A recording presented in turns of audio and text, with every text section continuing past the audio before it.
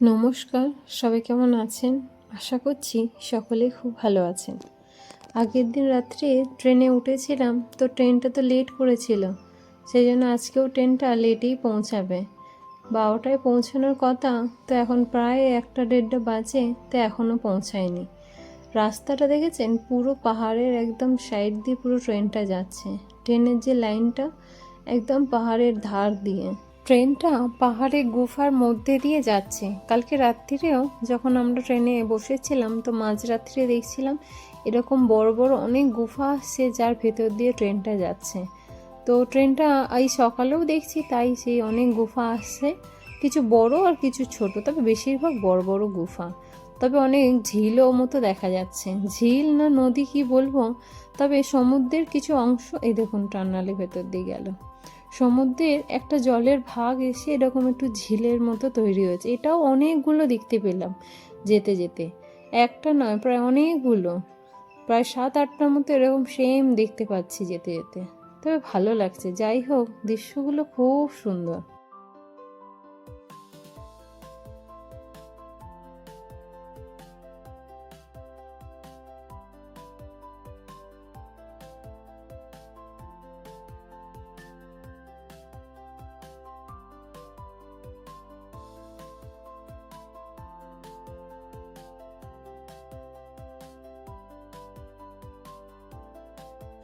আগে একটা স্টেশনে গিয়ে ট্রেনটার মনে ইঞ্জিন চেঞ্জ হয়েছে, তো ট্রেনটা আবার অন্য রুটে, তবে উল্টো দিকে আসছে, তবে সেই রুটটা নয়, এটা অন্য একটা রুট ধরেছে।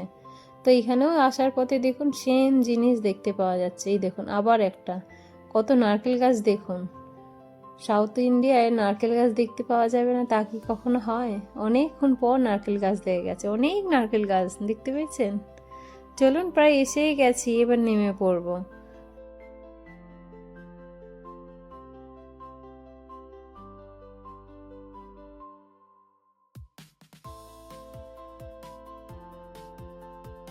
এখন বাজে দুপুর 2টো, আর এতক্ষণে এসে ট্রেনটা পৌঁছালো। প্রায় 2 থেকে 2.5 ঘন্টা লেট আছে ট্রেনটা। তবে এখানে নেমে জানেন তো একটা কথা বলি আপনাদের, প্রচুর গরম এখানে। আমরা তো ভেবেছিলাম এখানে খুব ঠান্ডা হবে, তবে এখানে সত্যি খুব গরম। দেখুন সবাই নর্মাল জামা কাপড় পরে আছে। এই যে মুডেশ্বর স্টেশন, এখানেই এসেছি ঘুরতে ব্রিজে, তো এখানে প্রচুর গরম লাগছে। আমরা তো এই শীতে জামা কাপড় পরে তো চলে এসেছি, তবে নেমে দেখছি খুব গরম, মানে এখানে ঠান্ডাই নেই, একদম একদম এখানে ঠান্ডা নেই, সবাই হাফাতা জামা প্যান্ট পরে আছে।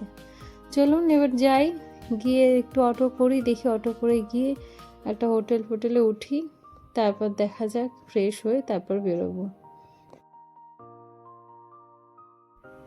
হোটেলে যেতে যেতে একটা জিনিস দেখতে পেলাম, ওই যে দেখুন কিছু মানুষজন কালো লুঙ্গি পরে আর গলায় গামছা দিয়ে যাচ্ছে, এটাকে বলে সাবরীমালা।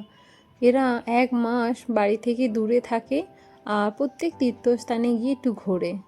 এটাকে কোনো তো তীর্থযাত্রা বলে এদের হয়তো। যাই হোক চলুন এবার যাই।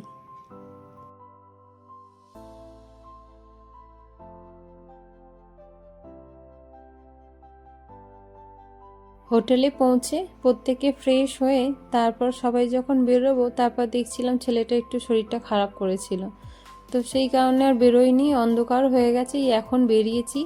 ছেলেটা একটু ঠিক আছে, তো তাই ওকে নিয়ে এই এখন বেরোলাম।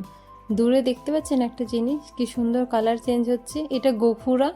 কালকে এর মাথায় উঠবো, এর মাথার উপর দিয়ে উঠে সমুদ্রটা খুব সুন্দর দেখা যায়।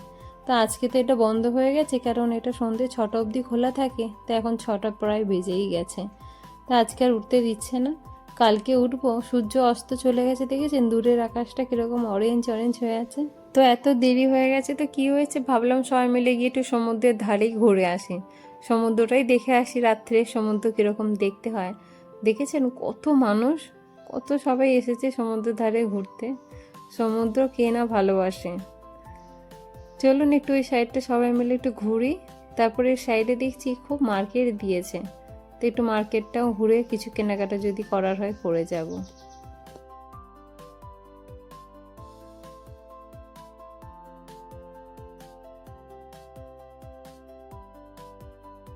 অনেকক্ষণ সমুদ্রের ধারে ঘোরা হয়ে গেছে, কিন্তু ওই শপিংয়ের জায়গাটা যেন টানছে খালি খালি। মেয়েদের তো শপিং করতে ভালোই লাগে জানেন। এখানে প্রচুর ধরনের ব্যাগ বিক্রি হচ্ছে, সব বলছে 250 টাকা, আর কিছু বড় ব্যাগ আছে সেগুলো বলছে 300 টাকা। তো ভালোই, একটু খারাপ নয়, সবগুলোই ভালো ভালো, বেশ দেখতে সুন্দর ব্যাগ। তো ভাবছি এখান থেকে যদি একটা ব্যাগ নিয়ে যাই, কোথাও গেলে দেখবেন একটু শপিং করতে ইচ্ছা করে, সেখানকার স্মৃতি একটু নিয়ে যেতেও ভালো লাগে।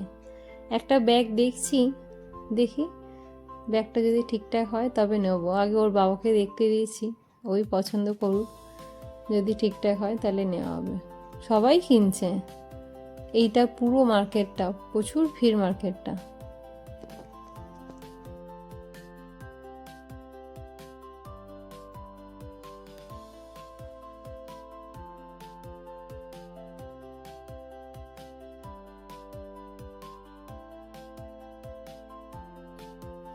একটা ব্যাগ শপিং করা হয়েছে, আর আরও কিছু কেনাকাটা করেছি।